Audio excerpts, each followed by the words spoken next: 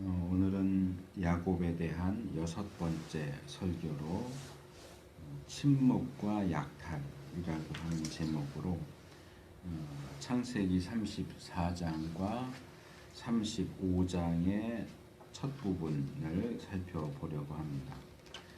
보통 말하는 디나 사건 또는 디나 강간 사건이 어떻게 비극적으로 진행되고 족장들의 역사 가운데 가장 비열하고 수치스러운 일이 어떻게 행해지는가, 또 이 일이 결국 이 야곱의 발걸음을 어디로 인도하느냐 하는 것이 오늘 우리가 살펴볼 주된 내용입니다.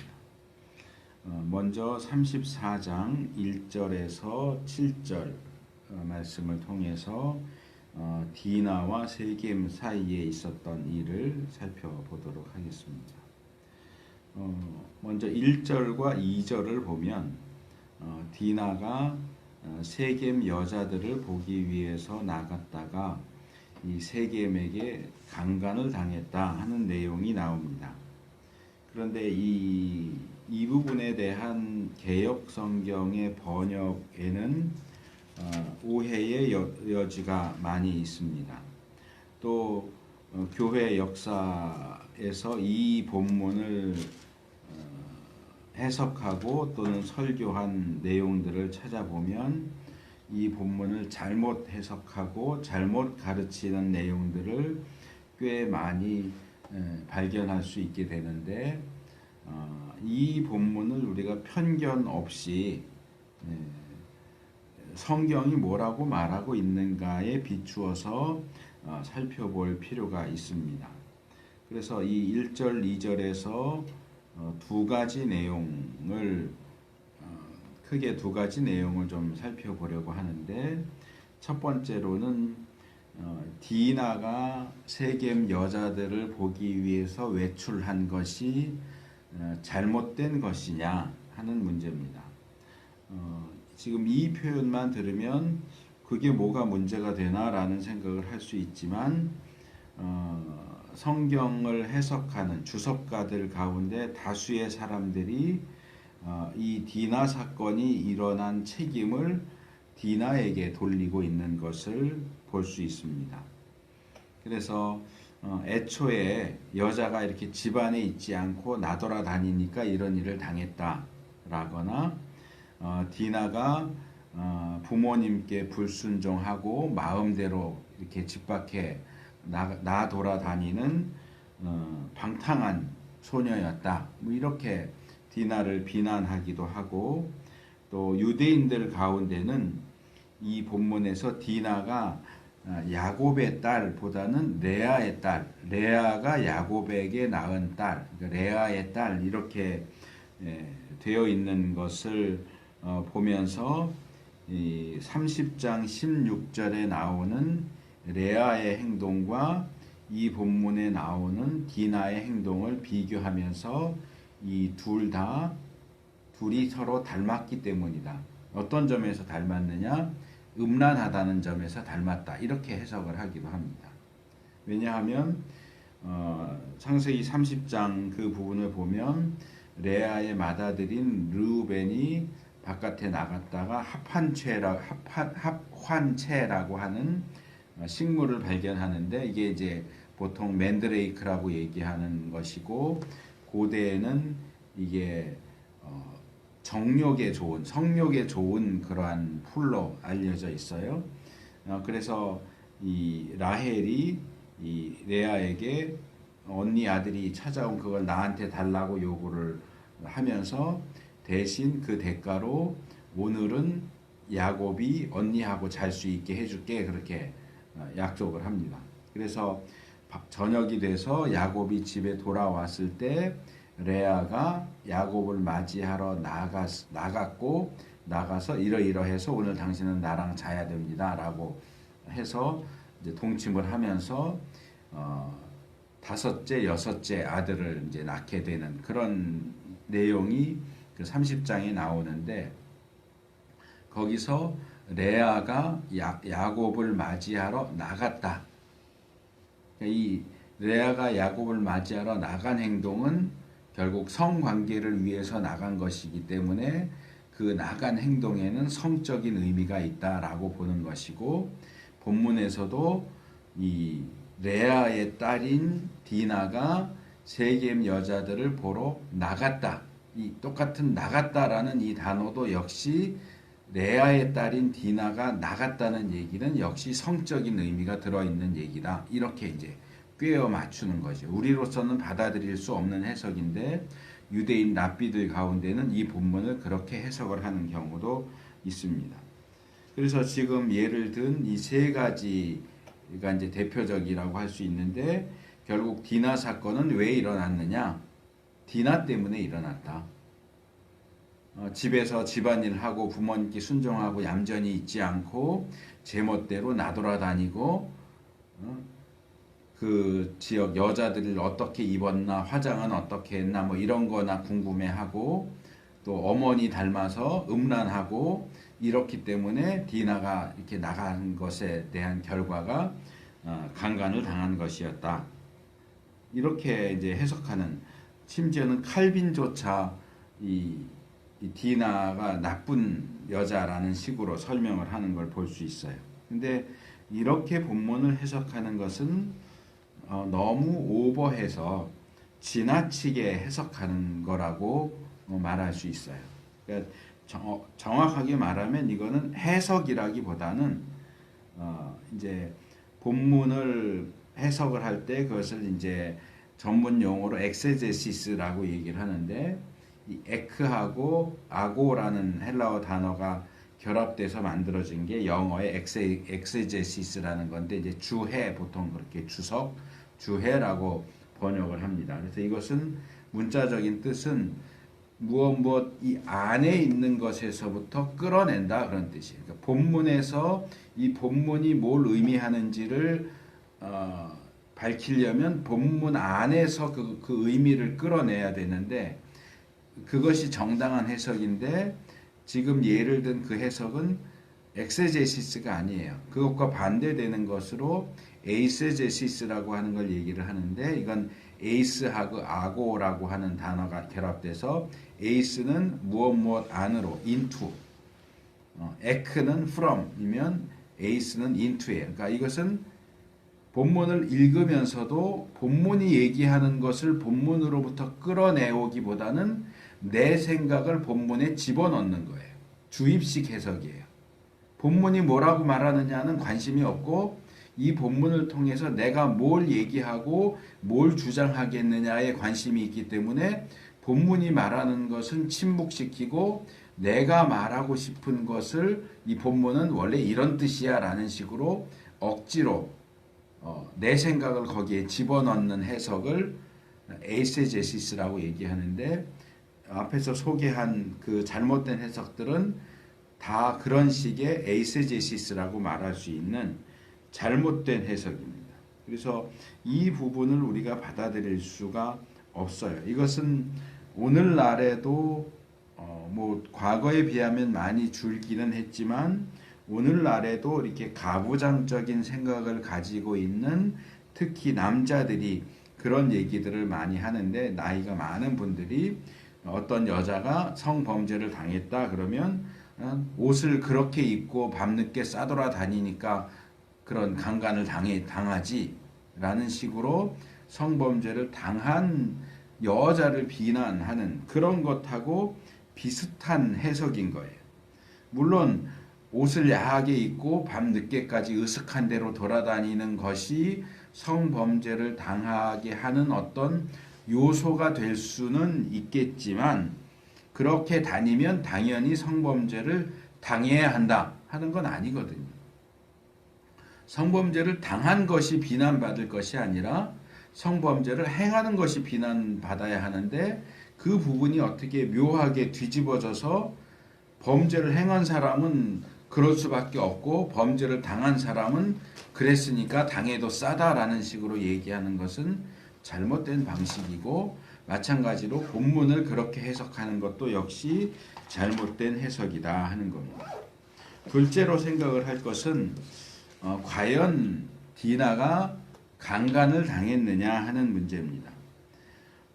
개역 성경의 번역을 보면 아예 분명하게 세겜이 디나를 끌어들였다. 여기 끌어들였다라는 표현도 마치 이 강제로 또는 힘으로 납치했다 뭐 이런 식으로 생각하기 쉽게 번역을 했어요. 끌어들여서 강간했다 라고 번역을 해놨지만 이 히브리 원문으로 보면 이 번역도 조금 과도한 지나친 번역이에요. 그래서 이 부분과 관련해서는 3개 정도를 우리가 생각해 볼 필요가 있는데, 첫째는 이 세겜이 누구이고 디나와 어떤 관계에 있었느냐 하는 겁니다. 일단 이 2절에서는 세겜은 이 세겜 성의 추장이었다 라고 소개가 되고 있어요. 그런데 세겜이 여기 처음 나오는 게 아니에요. 바로 앞에 33장 19절에 보면, 물론 세겜의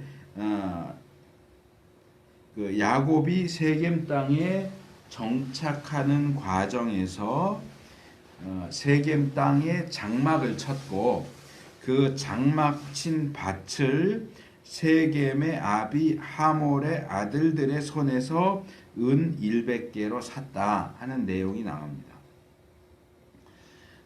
하몰은 여러 아들들이 있었고 그 아들들 가운데 가장 유력한, 가장 두드러지는 아들이 세겜이었어요.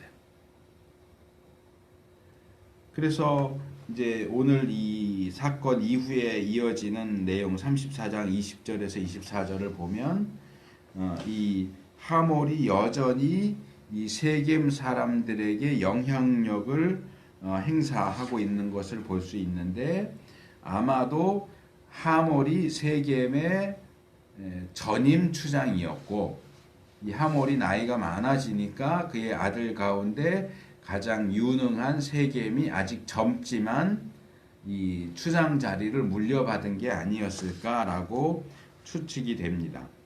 34장 19절을 보면 이 세겜을 소년이라고 해놨어요. 근데 이 소년에 해당되는 히브리어 나하르는 어린아이, 유년에서부터 청년까지의 연령층을 전부 다 얘기하는 거기 때문에 꼭 소년이라고 보기는 어렵고, 소년이 어떻게 추장을 해요? 그러니까 청년 정도로 이해를 할 수 있을 것 같아요. 그러니까 아직은 젊은 세겜이 아버지의 뒤를 이어서 이 세겜의 추장이 됐다. 이 성 이름이 그런 걸로 봐서는 우리가 성경에서 종종 볼 수 있지만 하몰이 이 세겜 성을 처음 만든 사람이었을 가능성이 있죠. 그리고 자기의 아들의 이름을 따와서 마치 가인이 성에 정착해서 성을 쌓고 자기 아들 이름을 따라서 에녹이라고 성 이름을 지은 것처럼 하몰이 자기 아들의 이름을 따라서 세겜이라고 그 성을 지었고, 하몰이 늙으니까 젊은 세겜이 자기 이름을 딴 세겜 성의 추장이 되었던 것 같아요. 그러니까 이 야곱이 하몰의 아들들로부터 밭을 샀다라고 했지만, 하몰의 아들들 가운데 야곱과의 그 밭 매매에 있어서 주도적인 역할을 한 아들은 세겜이었을 것이다. 이렇게 생각할 수 있다는 거죠. 그렇다면 이 땅을 매매하는 문제로 야곱 집안과 세겜 집안은 어느 정도로는 서로 왔다 갔다 왕래하는 일이 있었을 것이고, 야곱의 집을 찾아간 세겜의 눈에는 남자들만 득식을 거리는 야곱 집안에서 유일한 딸, 지금 자녀가 12명이에요. 12명인데 11명이 아들이고 1명이 딸이에요. 아직 막내 베냐민은 태어나지 않았어요.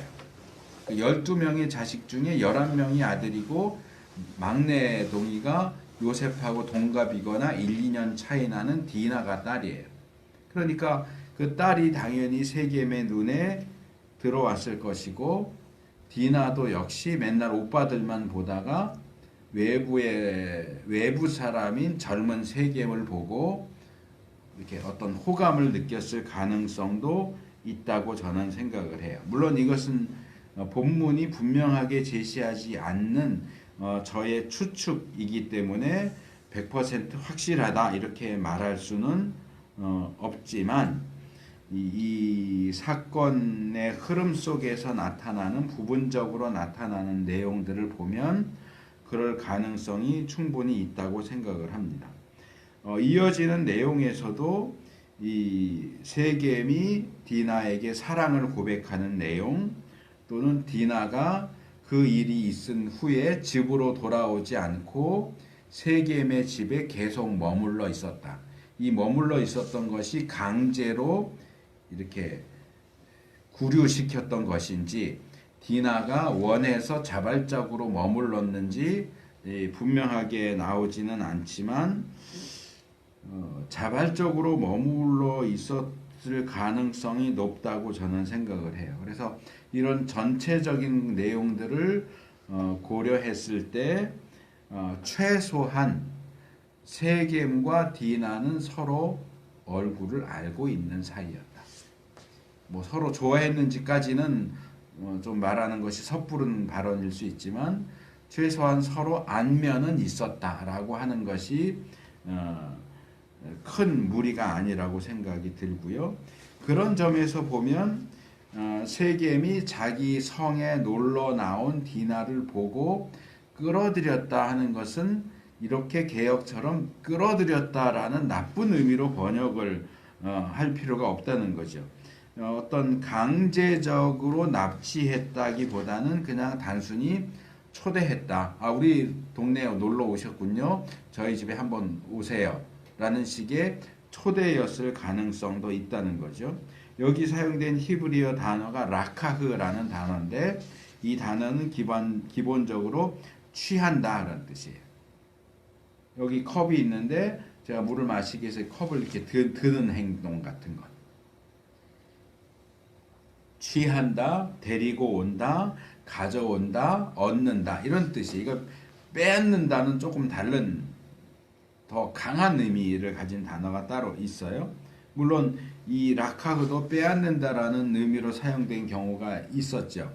라반의 아들들이 야곱이 우리 아버지 재산을 빼앗았다라고 할 때 바로 이 라카흐를 쓰기는 하지만 라카흐의 일반적인 의미는 취한다 그런 뜻이기 때문에 이게 꼭 강제적인 의미가 아니다.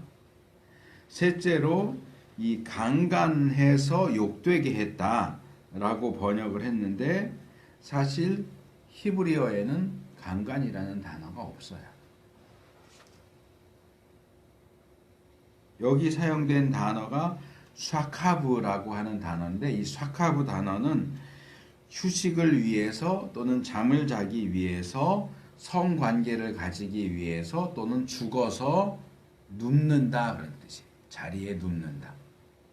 힘들게 일하다가 힘들어 좀 쉬어야 되겠다 해서 자리에 눕는다. 하루 종일 힘들게 일해서 이제 밤이 돼서 자야지 하고 자리에 눕는다. 부부가 성관계를 갖기 위해서 침대에 같이 누웠다. 이럴 경우 이제 동침한다. 이런 식으로 번역이 되죠. 또는 이제 죽어서 그 침상에 그냥 누운 채로 죽었다. 그럴 때도 이 단어가 사용돼요. 그래서 휴식한다, 자려고 눕는다, 동침한다, 죽었다. 이런 뜻이 있지 강간한다는 뜻이 아니에요.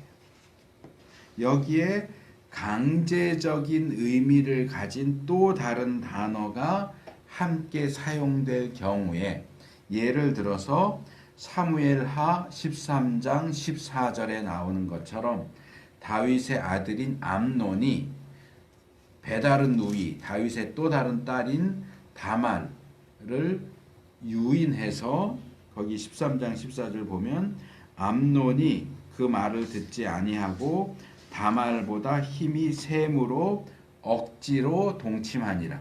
억지로 동침했다. 여기도 샤카브를 동침했다라고 번역을 했어요. 이 억지로 동침했다는 이꼴 강간했다라는 뜻이에요.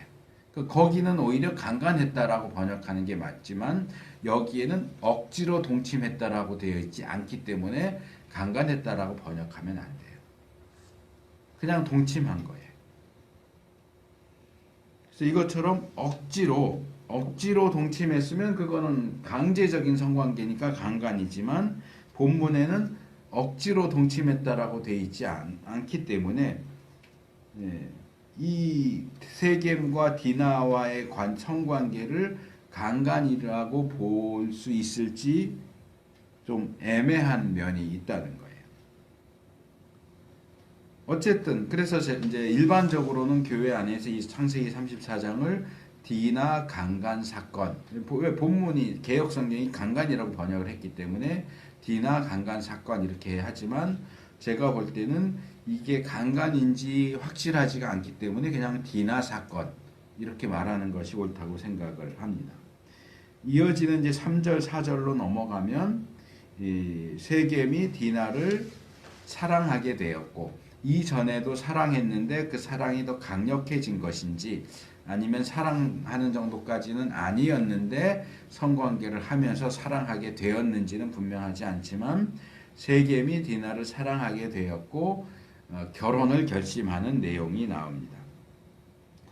이 세겜은 디나와 동침한 후에 그녀를 마음 깊이 사랑하게 되었고 그래서 이 디나의 마음을 말로 위로했다 이렇게 번역을 했어요. 근데 여기에 사용된 히브리 수거적인 표현 바에다베르 알 레브 하나라 이렇게 되어 있는데 직역하면 그리고 그가 그 소녀의 마음에 말했다. 말로 마음을 위로했다가 아니고 마음을 말로 위로했다가 아니고 마음에 말했다. 이게 이제 수거적인 표현이죠. 문자적으로는 마음에 말했다. 그러니까 진심으로 말했다. 서로 마음이 통할 수 있는 그런 진심된 마음으로 말했다. 이렇게 이해를 할 수 있습니다. 그러니까 이 표현은 세겜이 디나와 성관계를 맺은 것이 사랑에 의해서인지는 불분명하지만 성관계를 맺은 이후에 디나에 대한 세겜의 감정, 세겜의 사랑은 진실된 것이었다 하는 것을 보여줍니다. 그리고 뒤에 계속 나오는 세겜의 태도를 봐도 이 사람은 정말 디나를 사랑하고 있고 정말 디나와 결혼하기를 원하는구나. 디나와 결혼하기 위해서 어떤 대가라도 치를 마음의 준비가 되어 있구나 하는 것을 알 수 있어요. 이 이방인인 세겜이 디나에 대해서 취하는 이런 태도를 보면 아까 소개했던 다윗의 아들인 암논이 이복 누이인 다말에게 했던 태도와 아주 대조적입니다. 왜냐하면 사무엘하 13장 15절을 보면 암논은 다말을 강간해 놓고 오히려 성관계를 가진 후에 다말을 극도로 미워해서 쫓아냅니다. 서로 정반대되는 모습을 보여주는 거죠. 결과적인 측면에 보면. 그래서 암논은 다윗의 아들이고 이스라엘 사람이었는데도 불구하고 하나님을 모르는 이방인인 세겜보다도 훨씬 못한 모습을 보여주고 있습니다. 그런데 그게 암논의 모습만 그러냐? 오늘 본문에 나오는 야곱의 아들들의 모습도 그래요. 그리고 오늘날 스스로 그리스도인이라고 주장하는 사람들 역시 다 그렇다고 말하면 안 되겠지만 많은 수가 불신자들보다 훨씬 못한 모습으로 살아가는 경우가 많은데 이건 참 우리가 부끄러워하고 심각하게 고민하고 고쳐야 하는 부분이 아닐 수 없습니다. 그래서 디나를 위로한 후에 세겜은 아버지에게 가서 디나를 아내로 얻게 해달라고 요청하죠. 자기의 행동에 책임지려고 하는 그런 모습을 보여줍니다. 그래서 5절로 7절로 넘어오면 야곱의 반응 그리고 야곱의 아들들의 반응이 나오는데 이 야곱의 반응을 보면 참 이상하다라는 생각을 하게 돼요.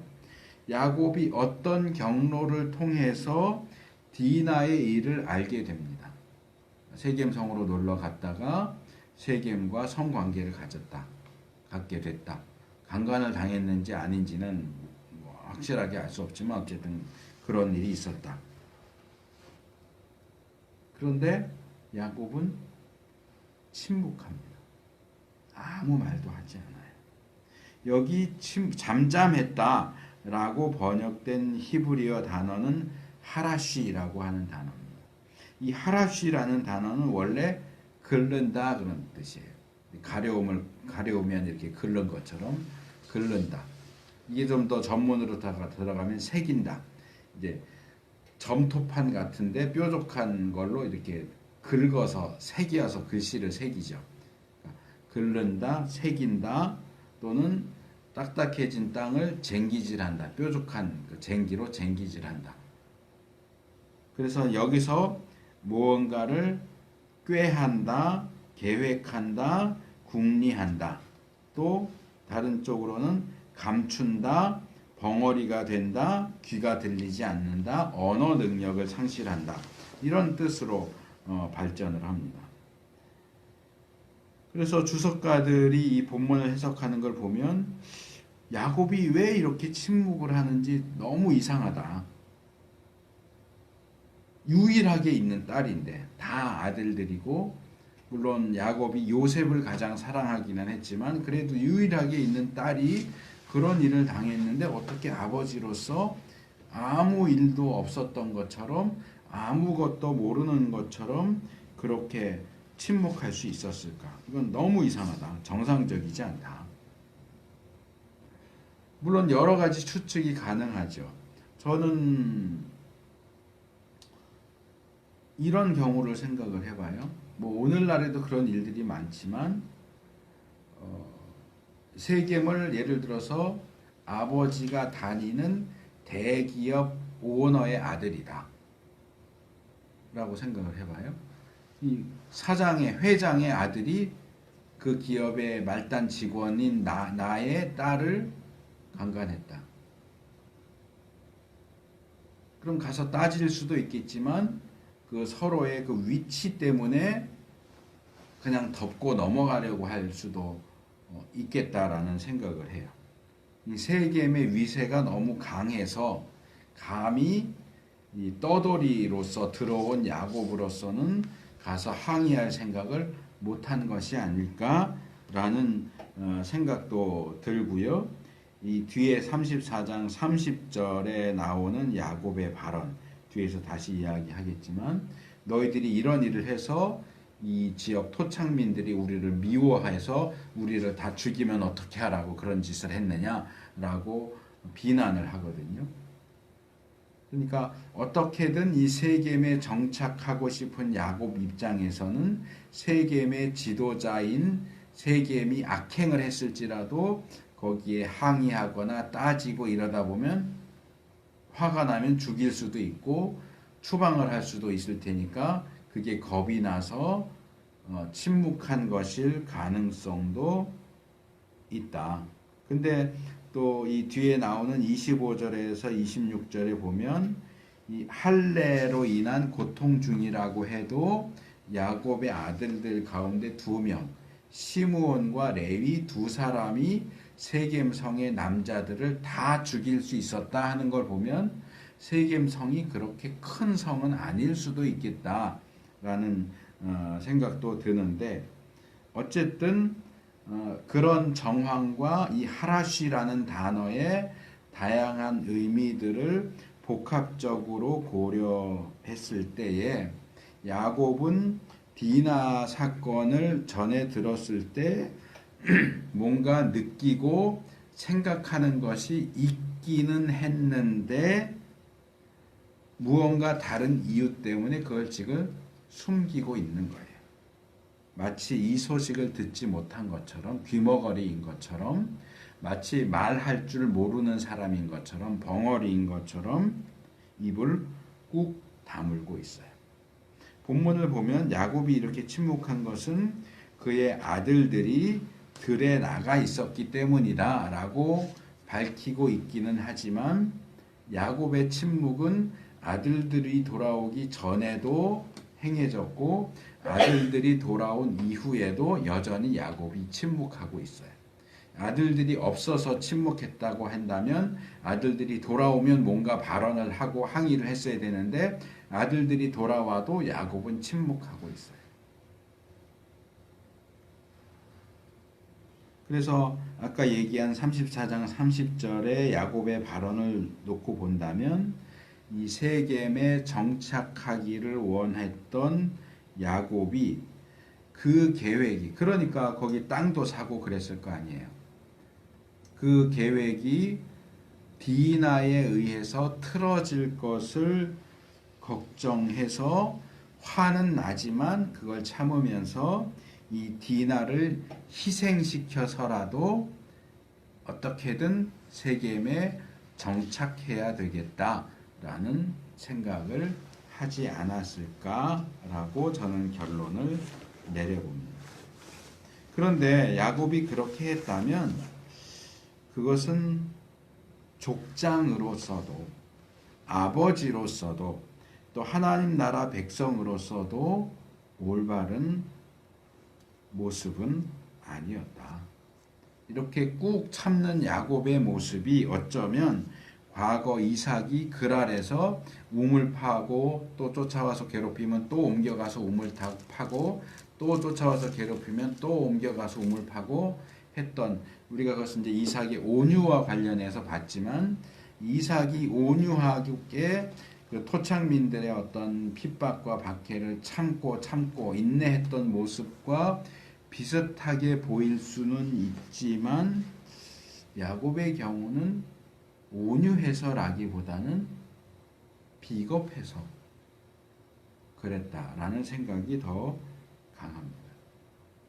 여기서 야곱은 너무 비겁하게 딸이 그런 일을 당했는데도 그 일을 저지른 당사자에게도 아무 말 안 하고 심지어는 딸한테도 아무 말을 안 해. 찾아가지도 않고 딸을 데려왔는데도 딸한테 어떠냐 한마디 안 한 걸로 나와요. 야곱은 계속 침묵하다가 사건 끝에 가서 한마디 하는데 시므온과 레위를 비난하는 발언 딱 한마디예요. 굉장히 이상한 침묵이죠. 그런데 야곱의 아들들은 또 야곱과는 정반대의 반응을 보이죠. 그들의 반응이 본문에선 두 가지로 나옵니다. 하나는 근심했다는 겁니다. 이 아짜브라고 하는 단어인데 이 단어도 앞에서 소개한 하라시처럼 기본적인 의미는 새긴다 그런 뜻이에요. 새긴다. 여기는 이제 새긴다. 그래서 이 새긴다를 조각한다 그런 의미로 해서 무언가를 만든다. 그러니까 새겨 조각해서 뭔가를 제조한다, 꾸민다 이런 뜻이고 거기에서 이제 걱정한다, 괴롭힌다, 성내다, 불쾌하게 한다, 슬프게 한다, 고통스럽게 한다. 뭔가 작업을 통해서 상대방을 힘들게 하고 괴롭게 하고 화나게 하고 슬프게 하는 그런 행동으로 이제 의미가 발전이 되죠. 그래서 이 야곱의 아들들은 각자 4명의 엄마를 통해 태어난 배다른 형제들이었지만 이 디나의 일에 대해서는 한결같이 슬퍼하고 불쾌해하고 고통스러워하고 화를 냈어요. 그 다음에 분노했다는 건데 이건 하라예요. 하라. 이것은 원래 빨갛게 된다 그런 뜻이에요. 불을 피우면 불이 빨갛게 피어나잖아요. 그래서 빨갛게 된다, 더워진다, 타오른다. 여기서 불쾌하다, 애태운다, 노를 바라다, 진노하다, 경노하다. 화가 확 치밀어 오르는 그런 모습을 가리키는 게 이 하라라는 단어입니다. 그래서 디나의 소식을 들었을 때 마치 이렇게 캠프파이어 할 때 그러잖아요. 장작에다 이렇게 휘발유를 뿌리고 불 붙이는 불이 확 올라오는 것처럼 이렇게 큰 불이 확 일어나는 것처럼 극심하게 분노했어요. 누구라도 그 일과 관련된 사람이 옆에 있다면 확 불살라 버릴 정도로 격분하고 있는 모습입니다.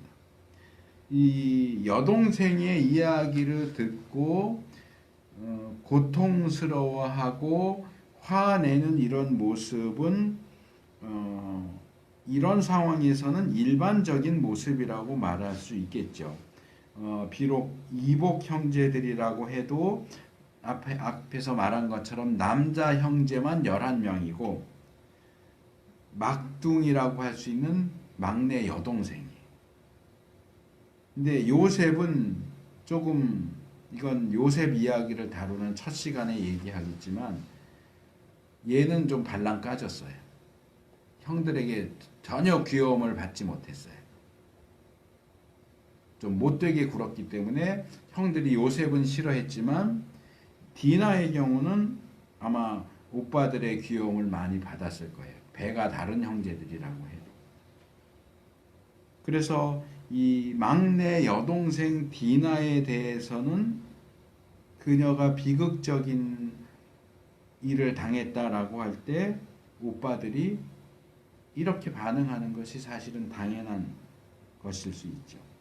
그런데 전체적인 상황을 취합해서 보면 야곱의 반응도, 야곱의 아들들의 반응도 정상적이지는 않는 것 같아요. 야곱은 지나치게 자신을 억압하고 침묵하고, 야곱의 아들들은 지나치게 그 분노를 표출시키고 폭발시켜요.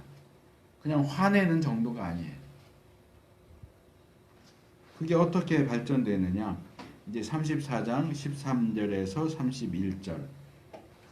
우리가 아까 그 중에 일부분을 읽은 건데, 제가 중간에 좀 건너뛰었어요. 13절에서 17절을 보면 이 야곱의 아들들이 이 하몰과, 청혼을 위해서 온 하몰과 세겜을 속여서 거짓 조건을 제시하는 내용입니다.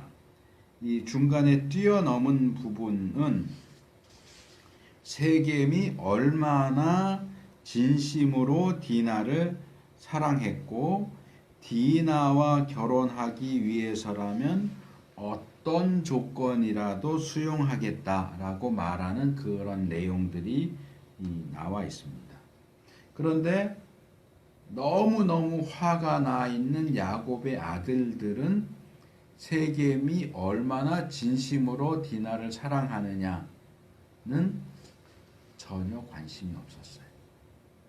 세겜이 디나에게 몹쓸 짓을 했다 하는 것에만 온통 정신이 거기 초점을 맞추고 있었고, 그렇기 때문에 거짓된 답변, 속임수로 하몰과 세겜을 속이죠. 13절에 보면 본문에 분명하게 야곱의 아들들이 세겜과 그 아비 하몰에게 속여 대답했다라고 지적을 하고 있습니다. 여기 속였다라고 번역된 단어가 미르마라는 단어인데요. 속임수, 거짓, 사기, 배신 이런 뜻입니다. 물론 이 본문의 이 단어의 의미를 다 염두에 두고서 사용하지는 않았겠지만 그 의미들을 취합을 해서 생각을 하는 것도 뭐 그렇게 불합리하게 보이지는 않아요. 이 야곱의 아들들은 세겜 부자를 속여서 너희 세겜 남자들이 다 할례를 받아야 디나도 결혼을 시키고 또 우리 자녀들과 너희 자녀들을 서로 통혼하는 것을 허락하겠다라고 이야기를 합니다. 처음부터 이렇게 할례를 받게 해서 꼼짝도 못하고 곧 가서 다 죽여버려야만 그들이 내세운 조건대로 세겜 사람들이 할례를 받는다고 해도 디나를 결혼시킬, 그들과 서로 통혼할 생각은 없었던 것으로 보입니다. 이미 조건을 제시하기는 하지만 그 조건대로 약속을 지킬 생각이 없는 거예요. 배신할 생각을 이미 가지고 있으면서 상대방이 설마 이렇게 해도 받아들이겠어? 하는 식으로 어려운 조건을 내밀었는데 그게 할례였다는 거죠. 그러니까 쉽게 말하면 지금 사기를 치고 있는 거예요. 이런 야곱의 아들들의 모습은 그들의 아버지인 야곱에게서 발견된, 우리가 야곱 초기 생애에서 많이 지적했던 야곱의 간교함과 속임수를 떠올리게 합니다. 야곱의 아들들이 야곱이 형을 속이고 아버지를 속이는 것을 보지는 못했어요. 그때는 태어나기 전이니까. 그런데 라반의 집에서 야곱이 어떻게 했는가는 어려서부터 봤죠. 그러니까 야곱이 어떤 방식으로 말하고 행동하는가가 야곱의 아들들에게 영향을 미친 것이죠. 자식은 부모를 닮아요. 아내를 누이라고 속였던 아브라함의 거짓말은 그의 아들인 이삭에 의해서 똑같이 행해졌습니다. 손자인 야곱은 이득을 위해서는 상대가 누구인지를 가리지 않는 사기꾼 같은 사람이 됐고, 증손자인 이 야곱의 아들들은 다른 사람을 속일 뿐만 아니라 죽이고 약탈하는 자리까지 나갑니다. 아브라함의 거짓말, 이삭의 거짓말, 야곱의 사기, 야곱의 아들들의 사기와 살인과 약탈, 이런 식으로 이걸 또 뭐 세대를 이루는 저주 뭐 이렇게 주장할 사람들도 있을지 모르겠지만 영향력이에요. 자식이 부모를 닮는 거죠. 저주를 받아서 그런 게 아니고. 아브라함이 저주 받아서 아내를 누이라고 속였습니까? 저주가 아니에요. 부모의 약점이 자녀 세대에게 그대로 넘어가는 거죠. 그리고 야곱이 아버지를 속이면서 하나님을 팔았고, 이삭이 하나님의 뜻과 반대되게 야곱이 아닌 에서를 축복하려고 하면서도 하나님을 이야기한 것처럼 그들이 하나님의 뜻과 맞지 않는 일을 하면서도 하나님을 팔았듯이 지금 야곱의 아들들도 상대방을 속이기 위해서 하나님이 주신 거룩한 표식인 할례를 악용합니다.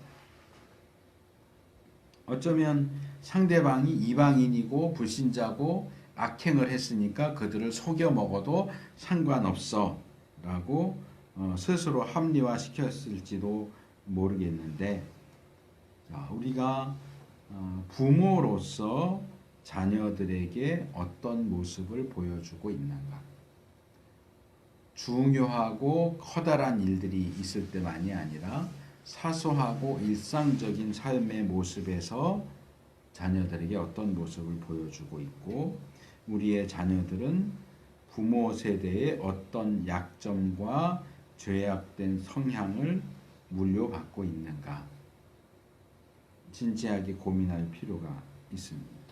하나님 나라 백성다운 모습을 전수하고 전수받는 그러한 우리의 가정들이 되기를 축복합니다. 18절에서 24절로 넘어오면 이 순진하게도 야곱의 아들들의 속임수에 넘어간 하몰과 세겜이 세겜 사람들을 설득해서 할례를 받게 하는 장면이 나옵니다. 물론 여기에도 다시 디나에 대한 세겜의 진실된 사랑이 지적됩니다. 34장 19절에. 하지만 그렇다고 해서 하몰이나 세겜이나 또는 세겜 사람들을 이방인이기는 하지만 순진하고 착한 사람들이다. 이렇게 보기는 어렵습니다. 왜냐하면 이들 사이에 행해지는 대화 내용을 보면 그들이 볼 때 작은 것, 할례를 행하는 거죠. 작은 것을 희생해서 큰 것, 이 야곱 집안의 모든 재물을 세겜으로 흡수하는 이 큰 것을 거의 공짜나 다름없이 얻어내고자 하는 탐욕이 드러나 있죠. 겨우 할례 요구하는데 그거 행하고 통원하다 보면 우리가 숫자가 많으니까 소수인 야곱의 무리는 결국 우리 무리에 흡수될 수밖에 없다. 그러면 결국 우리 세겜이 좋아지는 거 아니냐. 그런데 며칠 지나지 않아서 자기들의 그런 생각이 아주 커다란 착오라는 사실을 목숨을 잃으면서 죽으면서 깨닫게 됩니다. 그래서 이어지는 25절에서 29절을 보면 야곱의 아들들, 이스라엘의 12지파의 조상들, 엄밀하게 말하면 베냐민은 제외돼야 되죠. 아직 태어나지 않았으니까. 이 11명이 비열한 속임수를 했을 뿐만 아니라 습격을 해서 사람들을 학살하고 약탈을 행하는 이스라엘 족장 역사에 있어서 가장 수치스럽고 가장 악랄한 모습이 숨김없이 제시되고 있습니다. 먼저 등장하는 것은 시므온과 레위입니다. 왜 시므온, 다른 아들들 11명의 아들들 가운데 시므온과 레위가 이렇게 칼을 들고 나섰느냐? 본문은 그들이 디나의 친오빠, 그러니까 같은 엄마 레아의 아들들이고 디나도 레아가 낳은 딸이기 때문에 친오빠였기 때문이다 라고 말하지만 디나의 친오빠는 시므온과 레위만 있었던 게 아니에요. 루벤, 유다, 나중에 합한 채 사건으로 낳게 된 또 다른 아들 이사갈, 스불론. 그러니까 루벤, 유다, 시므온, 레위, 이사갈, 스불론 6명의 아들과 디나까지 해서 7명이 레아가 낳은 자식들이란 말이에요. 근데 다른 레아의 아들들은 나서지 않는데 6명의 아들들 가운데 특별히 시므온과 레위가 디나를 위해서 복수하겠다고 칼을 들고 나섰어요. 그것은 디나가 그들의 친여동생이기 때문이기도 하지만 시므온과 레위의 기본적인 성향, 성품 때문이기도 폭력적인, 성급하고 폭력적인 그들의 성향 때문이었을 것 같기도 해요. 그래서 나중에 야곱이 창세기 49장 5절에 보면 시므온과 레위는 형제요 그들의 칼은 잔해하는 기계로다 라고 말합니다. 시므온과 레위는 폭력적인 사람이었어요. 그 중에서도 특별히 시므온이 폭력적인 사람이었어요. 물론 본문에 시므온이 더 폭력적인 사람이었다라고 나오진 않지만 이후에 나오는 그들의 행적을 보면 그래요.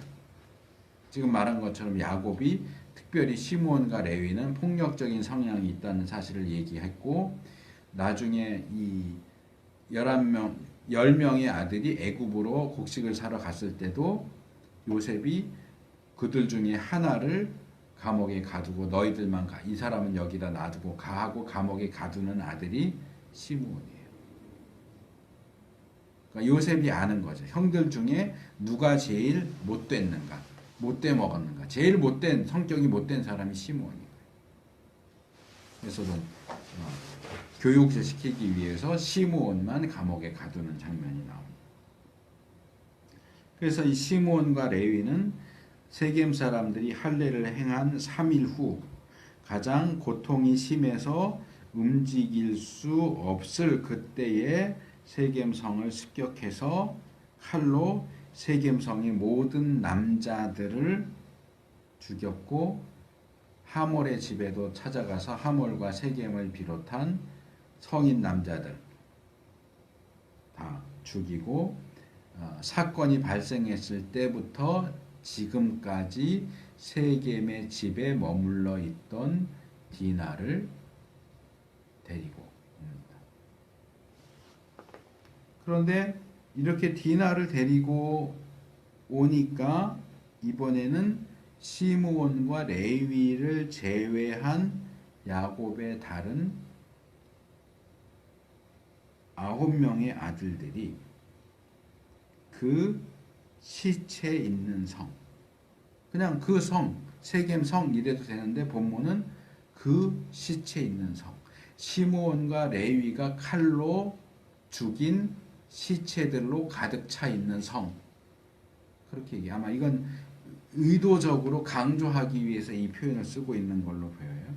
시체가 가득한 성으로 때로 몰려가서 그 성의 모든 것을 약탈해 옵니다. 성 안과 성 밖에 있는 양, 소, 나귀 등의 짐승들, 모든 재물들, 남편을 잃고 슬퍼하는 여자들, 아버지를 잃고 슬퍼하는 아이들, 여자들과 아이들을 다 사로잡고 포로로 사로잡고 집 안을 다 뒤져서 돈이 될 만한 물건들을 싸그리 털어옵니다. 이 장면을 보면 뭐 미국에서도 예전에 있었다고 하는 무슨 대도시의 대정전 사태, 어떤 이유로 큰 도시가 정전이 되니까 시민들이 갑자기 폭도로 변해서 뭐 보석 가게, 마트 이런 데 쳐들어가서 다 깨부시고 물건 훔치고 사람 죽이고 뭐 그랬다는 장면이 떠올라요. 아들 둘은 가서 거기서 힘쓸 만한 남자들은 다 죽여버리고 힘쓸 사람이 다 죽으니까 나머지 9명은 또 때로 몰려가서 짐승들 다 한 군데 몰고 여자들 아이들 다 붙잡고 집안에 들어가서 다 장롱 뒤지면서 돈 될 만한 거 다 뺏어오고.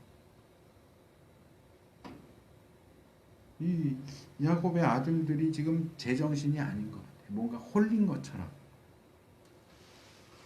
물론 본문에 보면 이들이 이렇게 한 이유는 27절에서 세겜을 비롯한 세겜 사람들이 디나를 더럽혔기 때문입니다.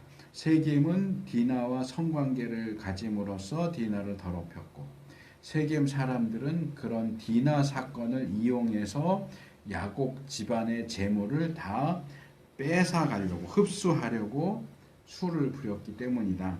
그렇게 얘기하지만 아무리 그렇다고 해도 이들의 행동은 지나치다고 하지 않을 수가 없어요. 보통 이제 믿지 않는 사람들이 많이 오해해서 성경을 공격하고 하나님을 공격하고 기독교를 공격할 때 써먹는 게 동해보복법이라고 하는 거예요. 렉스 탈리오니스라고 해서 대표적으로 신명기 19장 21절에 그런 내용이 나오죠. 생명은 생명으로, 눈은 눈으로, 이는 이로, 손은 손으로, 발은 발로니라. 자, 네가 내 눈을 깨트렸어? 그럼 너도 눈 깨져. 네가 내 손을 불구로 만들었어? 그럼 네 손도 불구가 돼. 그래서 기독교는 성경은 복수를 가리키는 종교다라고 욕을 하는데 이건 잘못된 거예요. 이 동해보복법은 뭐냐 하면 너가 손에 입은 만큼만 보복하지 그 이상으로 하지 말라는 거예요. 너가 내 눈을 깨트렸어? 그러니까 너 죽어. 이렇게 하면 안 된다는 거예요. 눈에는 눈만큼만. 눈 깨트렸다고 죽이면 안 된다. 팔 잘랐다고 죽이면 안 된다는 거예요. 네가 손해를 입은 만큼만 갚아줘야지 그 이상으로 하는 건 지나치다는 거예요.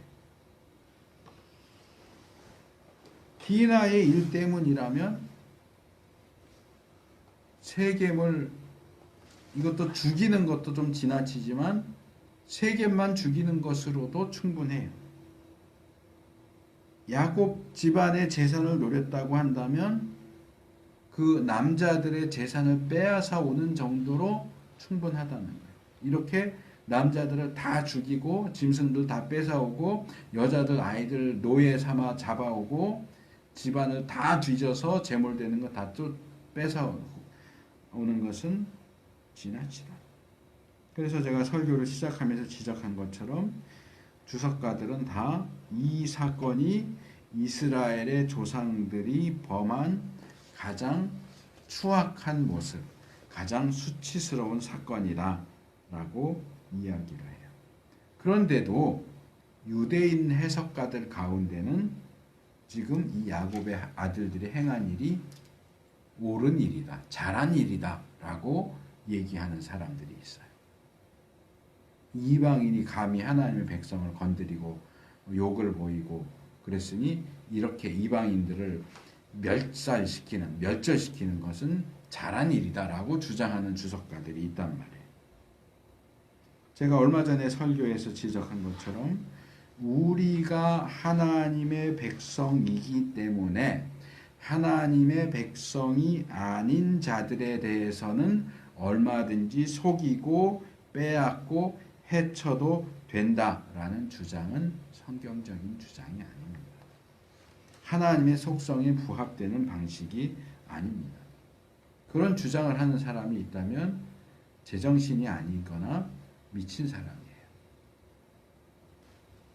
기독교의 이름으로 이런 폭력, 이런 악행을 행하면서 그것을 정당화시키려고 하는 사람은 정상이 아닙니다.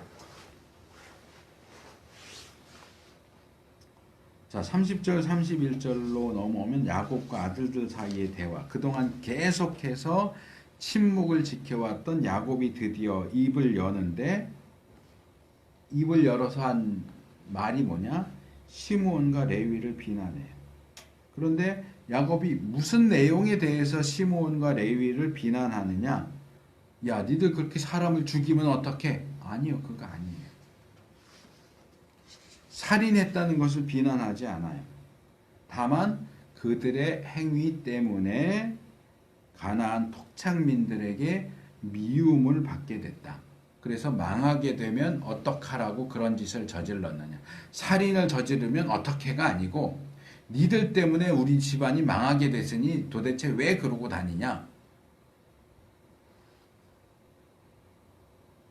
살인을 행한 것에 대한 비난이 아니에요. 그리고 이 시므온과 레위가 이 일을 행했다는 것을 계속 기억을 해요. 그래서 마지막 죽기 전에 아들들을 위해서 축복 기도하면서도 시므온과 레위에 대해서는 축복을 하지 않고 저주를 해요.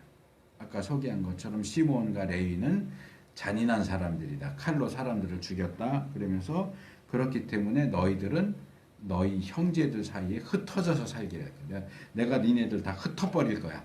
라는 식으로 저주를 합니다. 근데 살인 때문에가 아닌 거예요.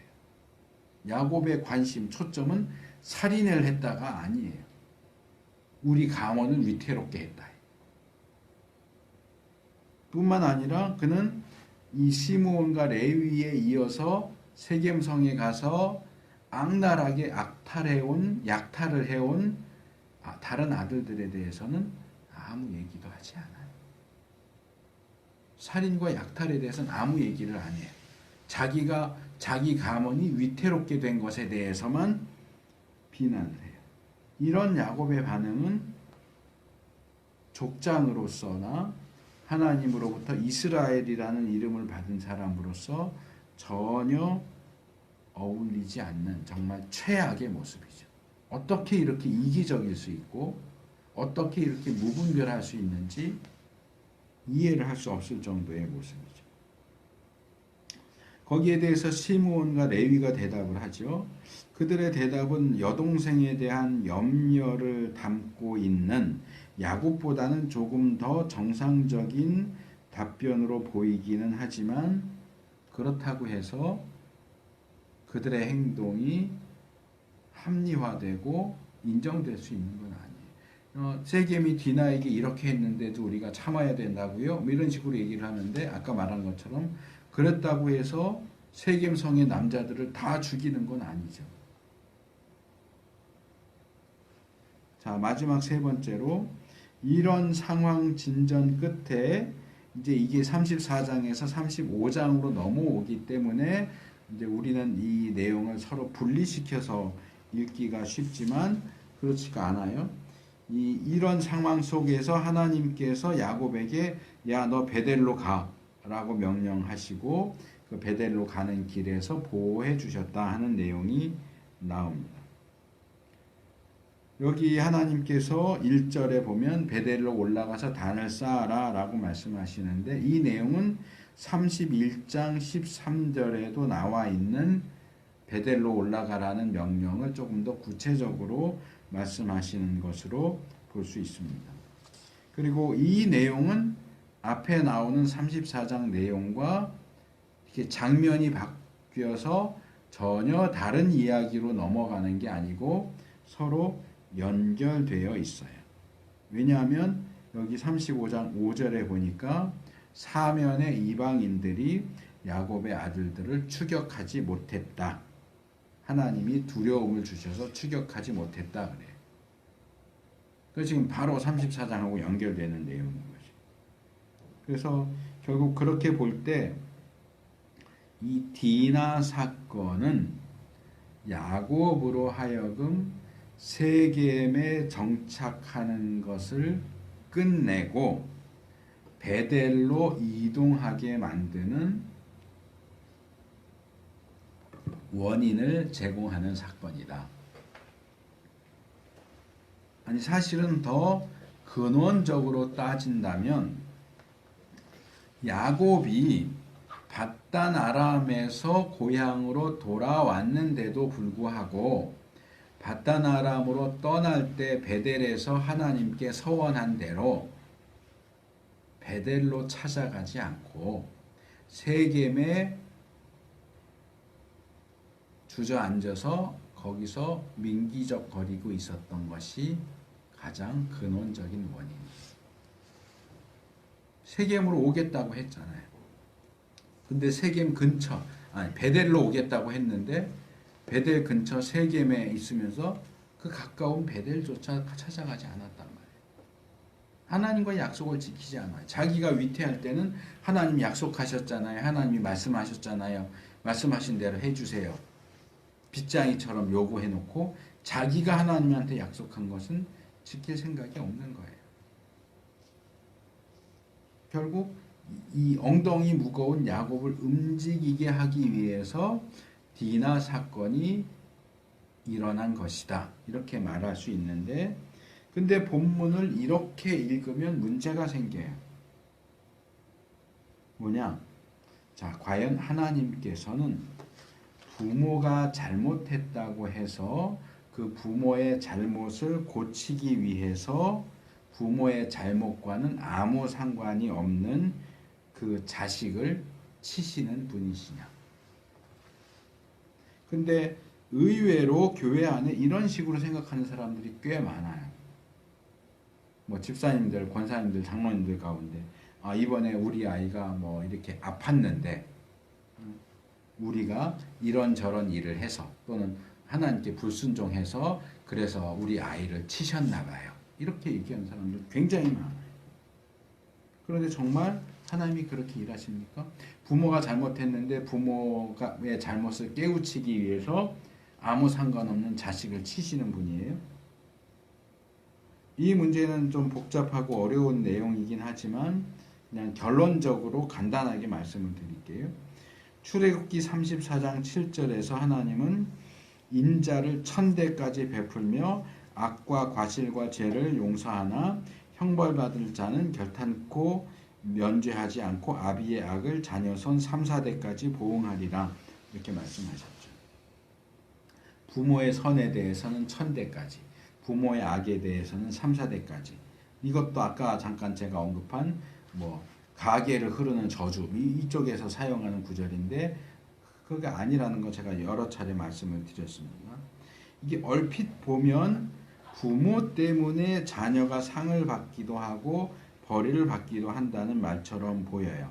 제가 예전에 노아에 대한 설교를 하는 중에 노아의 가족이 노아 때문에 공짜로 구원을 얻었다고 볼 수 있느냐? 그거 아니다. 이것은 단순히 부모의 선한 영향력 또는 악한 영향력을 이야기하는 정도로 보아야 된다라고 말씀을 드렸습니다. 성경은 또 다른 측면에서 아주 분명하게 부모와 자식 사이라고 할지라도 다른 사람의 죄 때문에 다른 쪽이 연좌죄로 형벌받거나 하는 것은 하나님의 방식이 아니다 라고 밝히고 있습니다. 대표적인 구절이 신명기 24장 16절. 아비는 그 자식들을 인하여 죽임을 당치 않을 것이요 자식들은 그 아비를 인하여 죽임을 당치 않을 것이라. 각 사람은 자기 죄에 죽임을 당할 것이니라. 이스라엘이 시작되는 초기에 모세를 통해서 말씀을 하셨고, 이스라엘이 포로로 잡혀간 후에 에스겔 18장 20절에서도 18장이 이 주제를 아예 다루고 있는 장인데, 그 중에서 결론적으로 말하는 18장 20절, 범죄하는 그 영혼은 죽을지라. 아들은 아비의 죄악을 담당치 아니할 것이요 아비는 아들의 죄악을 담당치 아니하리니 의인의 죄도 자기에게로 돌아가고 악인의 의도 자기에게로 돌아가리라. 이거 좀 꺼줄래요?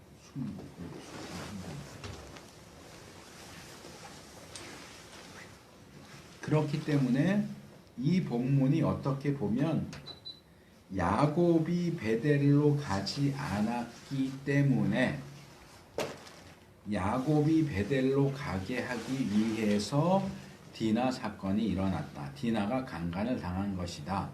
이렇게 보기가 쉽지만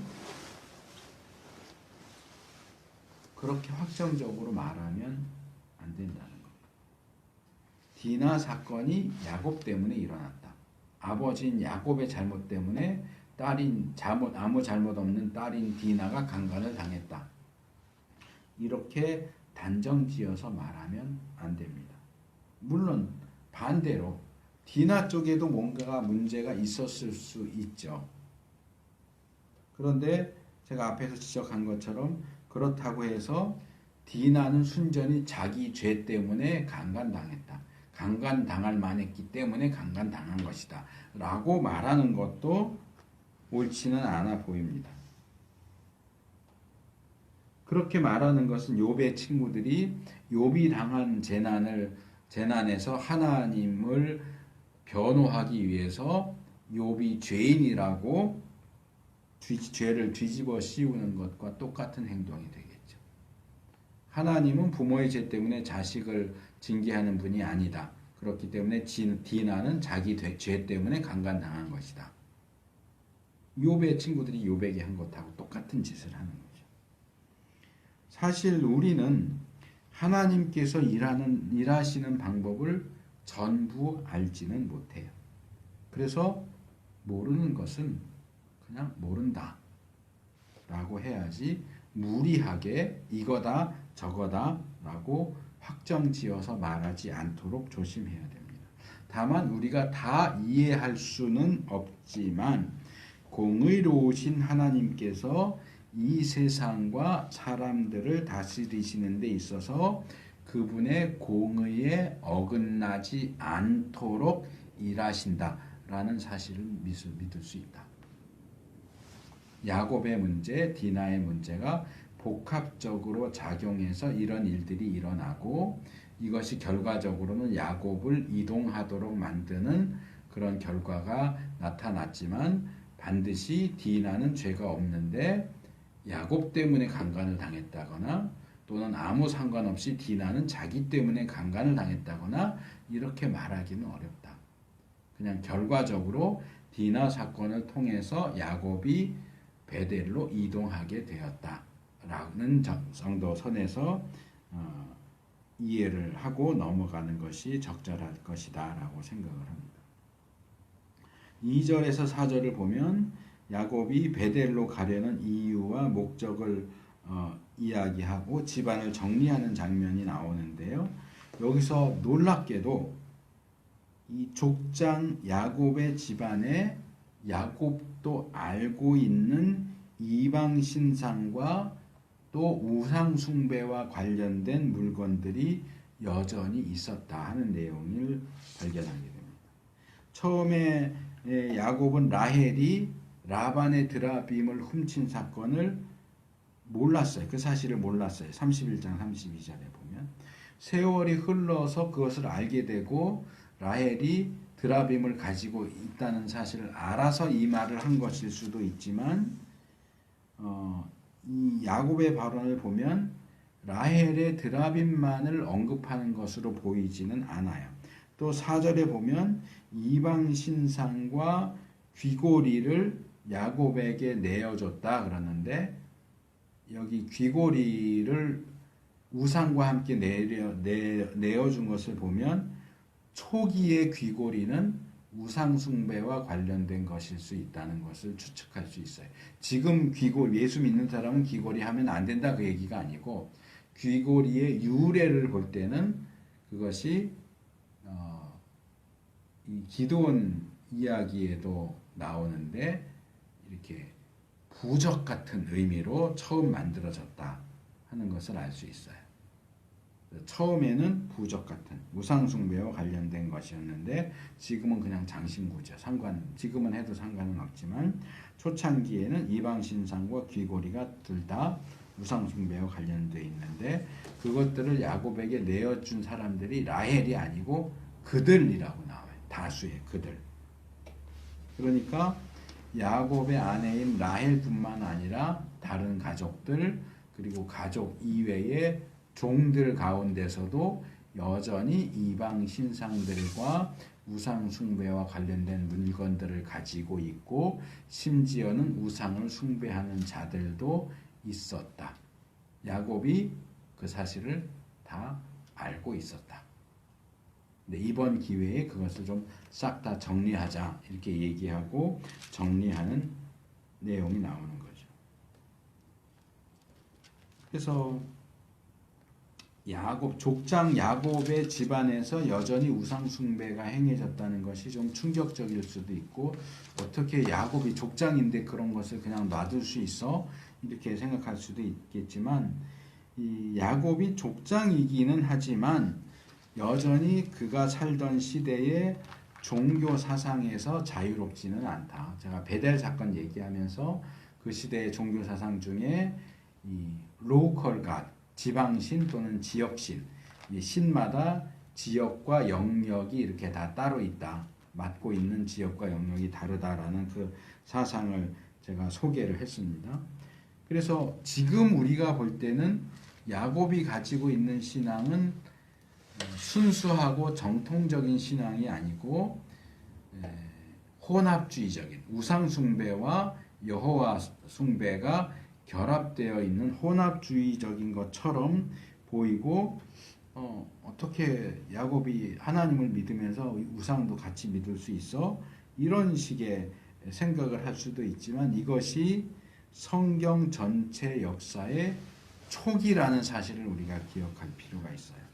우리가 교회사를 공부할 때도 비슷한 현상이 발견돼요. 초대교회의 교부들 지도자들 가운데는 그들의 가르침을 보면 지금 기준으로 보면 이단적인 주장들을 하는 경우들이 있지만 그렇다고 해서 교회사를 연구하면서 그 초대 교회의 그 교부들을 이단이다 이렇게 말하지는 않아요.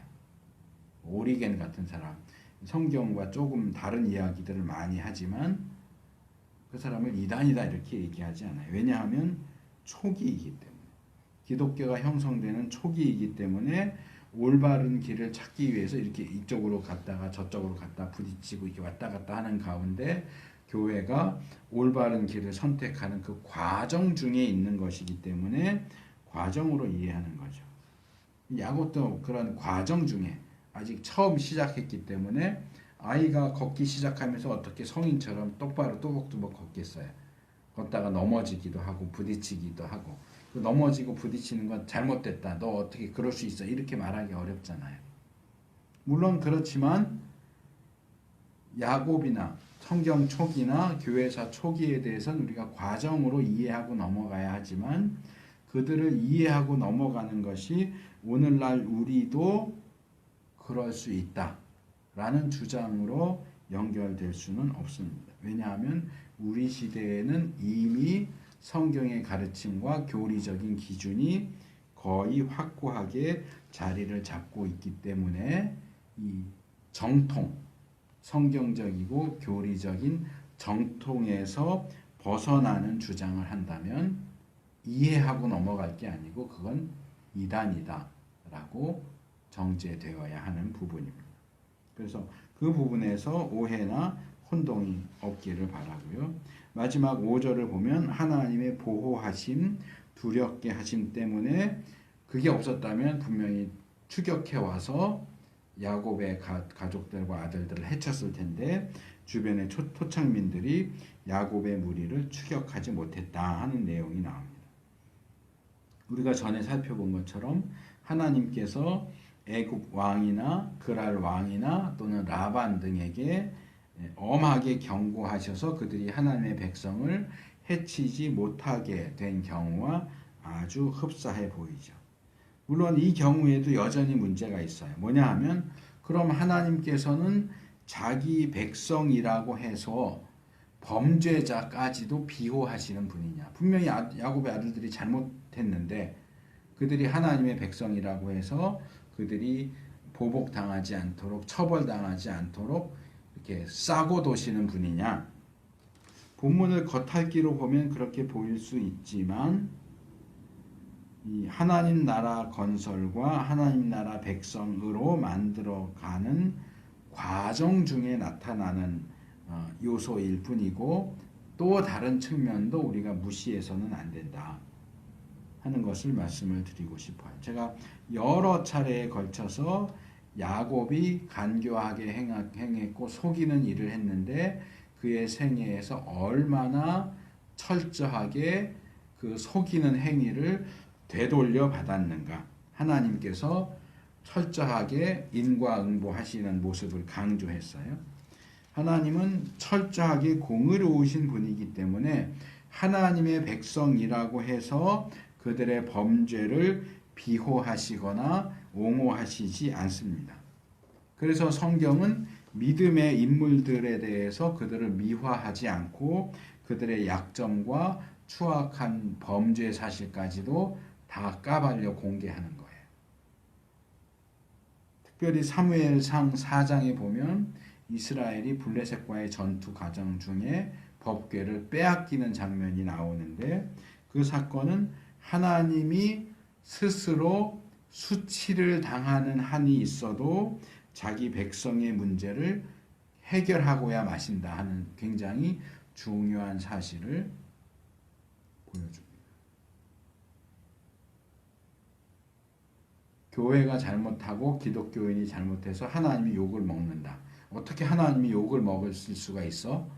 라고 하지만 하나님은 욕을 먹는 한이 있어도 잘못하고 있는 기독교, 잘못하고 있는 교회, 잘못하고 있는 목사, 잘못하고 있는 그리스도인들을 깨트리시고 깨우치시는 분이시라는 거예요. 그것을 한마디로 요약하고 있는 것이 아모스 3장 2절에 내가 땅의 모든 족속 중에 너희만 알았나니 그러므로 내가 너희 모든 죄악을 너희에게 보응하리라 하는 말씀입니다. 하나님은 그분의 백성이기 때문에 그들의 죄악을 눈감아 주시는 것이 아니라 일부러라도 더더욱 보응하십니다.